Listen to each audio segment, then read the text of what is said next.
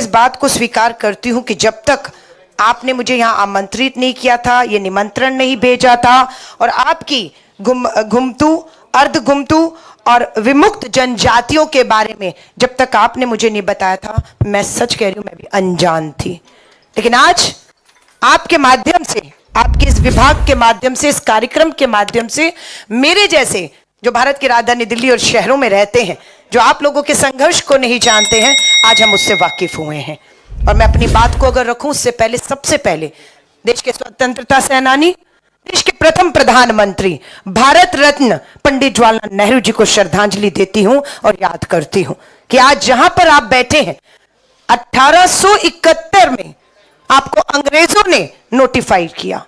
संघर्ष 72 सालों तक आपने किया और 1852 में पंडित जवाहरलाल नेहरू जी ने 72 सालों लगे आपके संघर्ष को खत्म करते हुए आपको डिनोटिफाइड किया।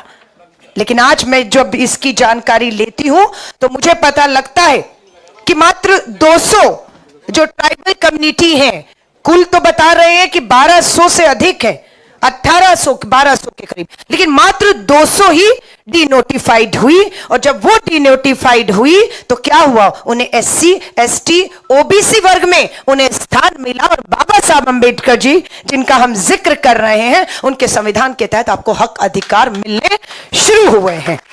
लेकिन अभी भी मेरी जानकारी सही है नहीं, आप बताएंगे, 1262 में से 2 ट्राइबल डिनोटिफाइड होते हैं। लेकिन अभी भी संघर्ष बहुत से ट्राइबल्स का अभी बाकी है।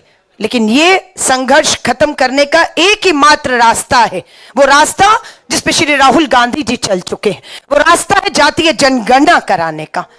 भाजपा ने मंशा साफ कर दी है। भाजपा की हिमाचल की मंडी से जो सांसद है, उसने भाजपा को बेनकाब कर दिया ये कहकर, और उत्तर प्रदेश के मुख्यमंत्री ने भी ये कह दिया। कितना खतरनाक जहरीला बयान है एक चुने हुए मुख्यमंत्री का कि बटेंगे तो कटेंगे।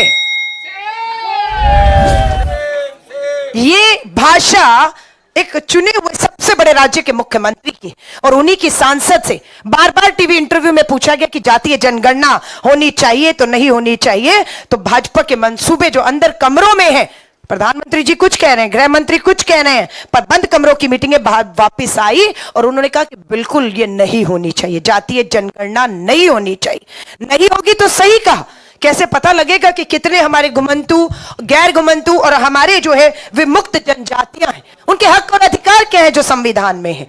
मैं आपको विश्वास दिलाती हूं, जब पंडित जवाहरलाल नेहरू जी ने डिनोटिफाइड किया, तब देश के पहला मुख्यमंत्री, देश का मैं कहूं आपकी जाति से मुख्यमंत्री जो है वो वसंत राव पुलसिंह नायक जी बनाए जाते हैं।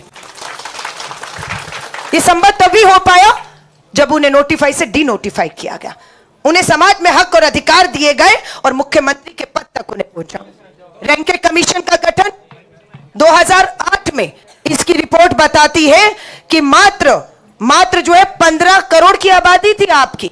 ये 2008 का आंकड़ा है कि आपकी आबादी, आपकी इस जनसंख्या में भागीदारी, हिस्सेदारी 15 करोड़ है, पर 2024 आते आते आप 15 करोड़ नहीं, 2024 आते आते आप 23 करोड़ हैं। और मैं ये कह रही हूं, अगर जातीय जनगणना हो गई तो आप 23 भी नहीं, आप 50 करोड़ होंगे, आप 50 करोड़ होंगे। और ये जातीय जनगणना ना करवाकर आप किसी एक जाति का हक नहीं मान रहे, आप किसी स्त्री और पुरुष का हक नहीं मान रहे हैं, आप 50 करोड़ की आपकी जनजातियों से आने वाले लोगों का हक मारना चाहते हैं, जिसे भारतीय राष्ट्रीय कांग्रेस होने नहीं देगा, होने नहीं देगा। ये लंबा इंतजार पंडित जवाहरलाल नेहरू जी ने खत्म किया, अब बाबा साहब अंबेडकर के संविधान को खतरा है, लोकतंत्र को खतरा है।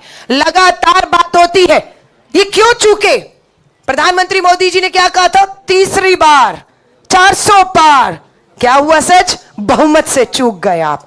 क्यों चूके आप बहुमत से, किसने आपको हराया, किसने आपको बहुमत से दूर कर दिया, ये आप लोग थे।